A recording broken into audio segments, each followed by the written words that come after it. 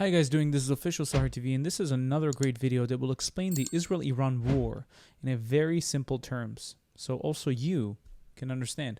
Let's take a look at the video. This is from Caspian Report, and I'll leave the full link in the description below. Let's take a look. June 13th, Israel launched preemptive strikes on Iran. Multiple explosions were heard across Tehran, with online footage showing blasts lighting up the capital. But the fire that started in the city didn't stop there. Additional explosions occurred in Isfahan, Tabriz, Kermanshah, Hamadan, Qom, and Piranshaah, cities that host nuclear, military, or strategic sites. Separate strikes also hit the Natanz nuclear site, the Arak heavy water reactor, and the Parchin military complex. Satellite imagery, for instance, shows considerable but likely superficial damage at Natanz. Either way, the initial 24 hours have been nothing short of a disaster for the Iranians. Israeli jets are flying almost uncontested over Iranian airspace. Mossad operatives are roaming freely, launching drones and anti-tank guided missiles at key Iranian systems, all while Hezbollah remains on the sidelines. Already, multiple senior nuclear scientists and high-ranking military leaders have been killed, as was... Guys, this is a huge achievement for Israel. This moment is very historic. You have to understand that Israel is about 1,500 to 2,000 kilometers away from Iran, and they're able to have complete air superiority over the Iranians, the IRGC.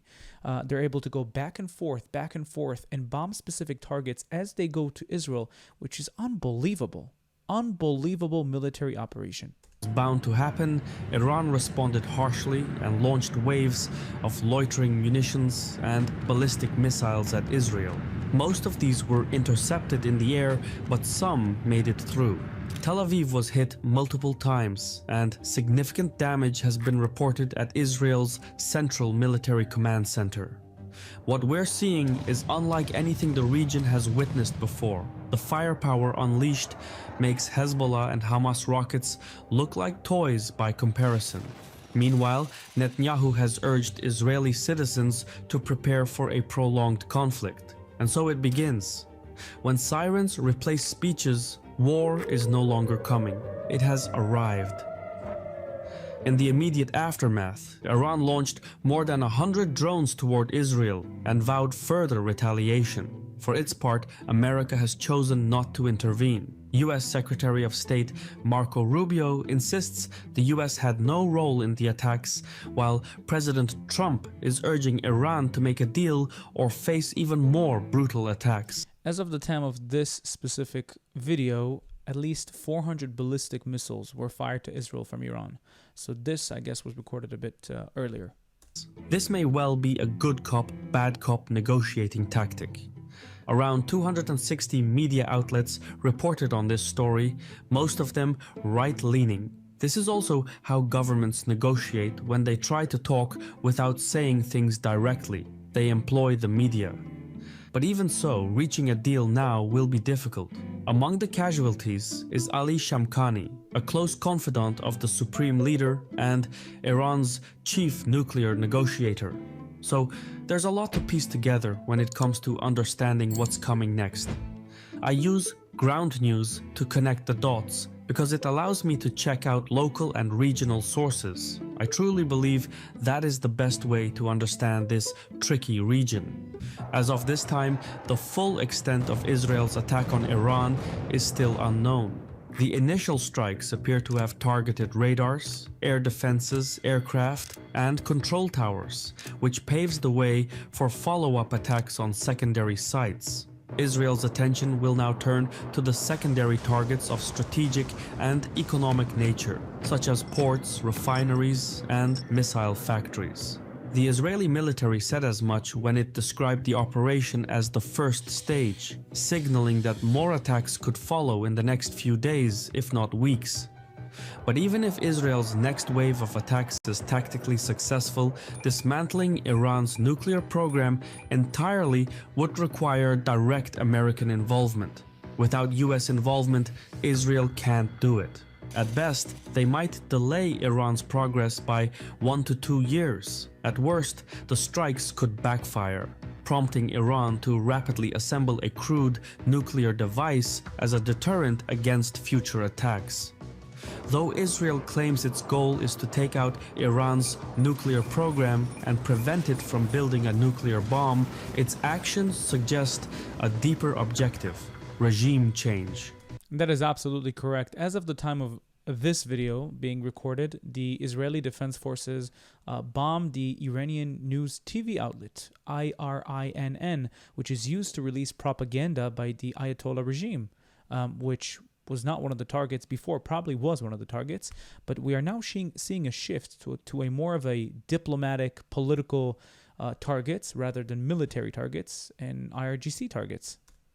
All the Israeli attacks have so far targeted IRGC officials while avoiding the leadership of Iran's regular armed forces, which may be a calculated attempt at divide and rule.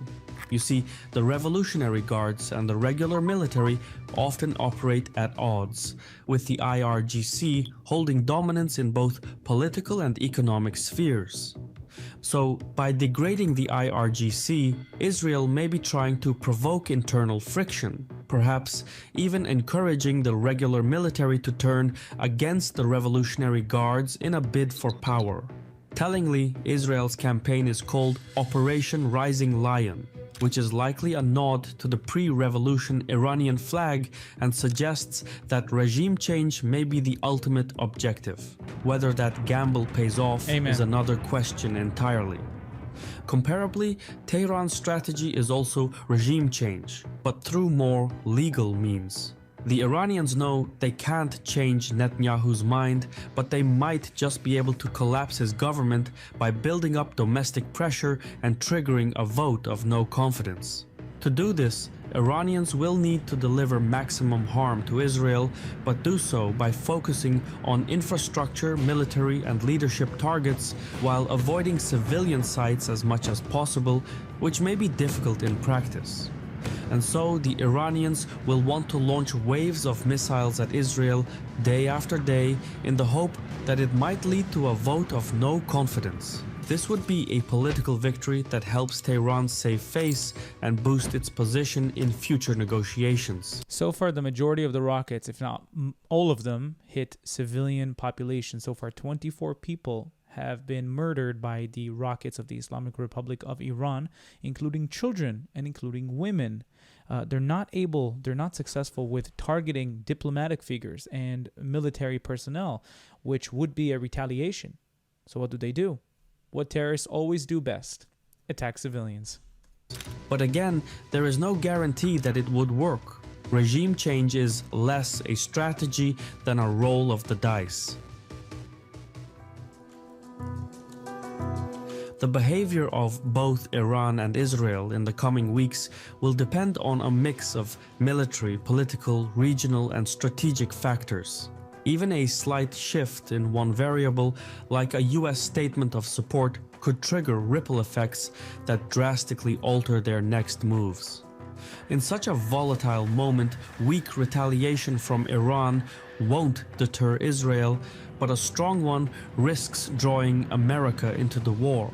That's precisely what Israel may try to provoke, escalating in hopes of pulling America in. By contrast, Iran will likely aim to respond in a way that shows strength and reestablishes deterrence. Look at the differences in size. Iran is ginormous.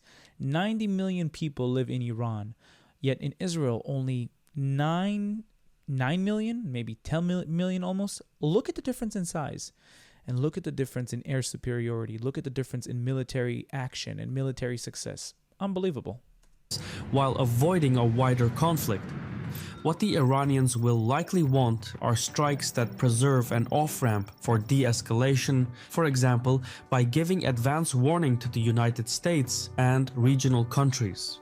It took a similar approach during Operation True Promise in April 2024, when it launched a large-scale drone and missile attack on Israel, but avoided triggering a wider conflict. So, at this stage, it's a matter of sustainment versus escalation. Israel may have deflected much of Iran's first few waves of attacks, but its stockpile of interceptors won't hold out forever. Iran can try to wear down Israeli defenses, fire enough missiles at enough targets, and some will inevitably get through. You have to remember one thing that's pretty drastic to understand. Iran may have 2,000 ballistic missiles to fire at Israel, but they don't have as many launchers. And Israel is focusing mostly on the launchers, not only on the ballistic missiles. So in order for you to send these ballistic missiles, you need that tube to shoot it from. If you don't have enough, you can't shoot them. So Israel is waiting from the sky to see where the rockets are coming from and then destroy them. However, Iran will face attrition of its own. Drones are plentiful but relatively easy to shoot down. Ballistic missiles are far more destructive and harder to intercept, but they're not easily replaced. Iran is believed to have an arsenal of around 3,000 ballistic missiles. While not all have the range to reach Israel, enough could break through Israeli and US air defenses to inflict serious damage and force Netanyahu's political hand. So again, it comes down to a strategy of sustainment versus escalation. In years past, Iran wouldn't have relied solely on its missiles. Its first line of defense was its network of Arab proxies, specifically Hezbollah. But after a year of fighting with Israel, Hezbollah is now much weaker. Many of its leaders have been killed, and much of its hierarchy has been infiltrated by Mossad agents. Hezbollah still has a large missile and rocket arsenal, but using them now would be politically risky. The Lebanese government is struggling to rebuild and has warned Hezbollah not to drag the country into another war on Iran's behalf. Thus, Hezbollah is sitting this one out. Alternatively, to re-establish deterrence, Iran could employ its proxies to launch a series of attacks on American forces stationed in Jordan, Syria, and Iraq. At the same time, the Houthis in Yemen could launch missiles at Israel and possibly target remaining US naval ships in the Red Sea. However, this would be a terribly risky move. Directly attacking US assets could prompt retaliation against the Iranian leadership, something akin to the January 2020 assassination of Quds Force commander Qasem Soleimani. The end result could see the US Air Force doing even more damage than Israel's airstrikes.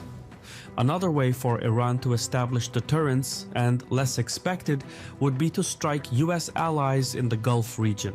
For example, Iran could use its proxies to attack oil facilities in Saudi Arabia like it did in 2019, or hit targets in the UAE as it did in 2022. Attacking the oil and gas infrastructure in the Gulf region, including ships passing through the Strait of Hormuz, would almost certainly cause oil prices to surge. In such a scenario, Gulf leaders who have pledged hundreds of billions in investments to the United States would likely push Trump to rein in Israel and halt its attacks on Iran.